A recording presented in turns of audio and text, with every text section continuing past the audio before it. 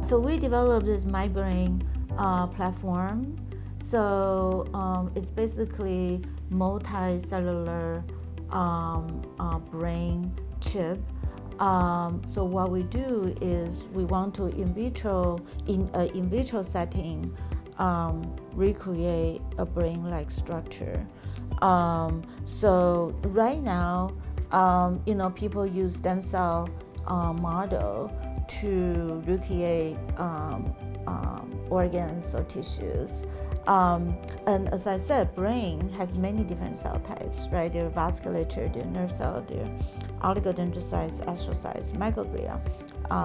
So there has not been any model that contains all the different cell types. So we developed this miBrain system, which is we induce human pluripotent stem cells into a particular cell type, and then we eventually assemble them together into this sort of brain like structure.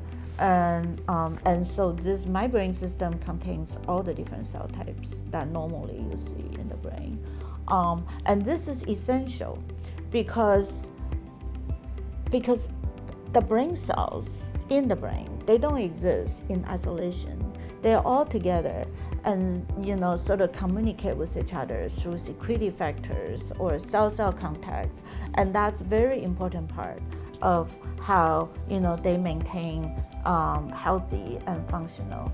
But once in the culture system, a lot of people complain like, oh, the cells are just not nearly as mature as what you see the same cell types in the brain, in a living organism.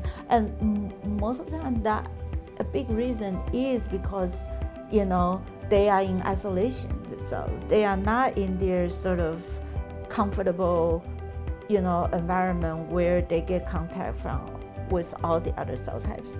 So this is our miBrain system. We have all the cell types, and the beauty is we can make this miBrain from whoever. So if you donate your skin cells, we can reprogram your skin cells into stem cells, and then we can make a miBrain out of your skin cells.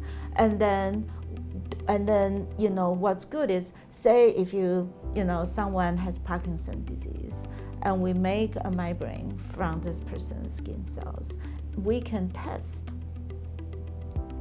certain therapeutic agent and see how your miBrain respond to this therapy, and we will know whether this individual is likely to respond to this therapy well or not. So we can use your miBrain to test potential options and pick the best one, or we can further optimize either dosage or what have you, the timing of treatment to further optimize how to treat you. So basically, eventually, this can develop into a platform for precision medicine or personalized medicine.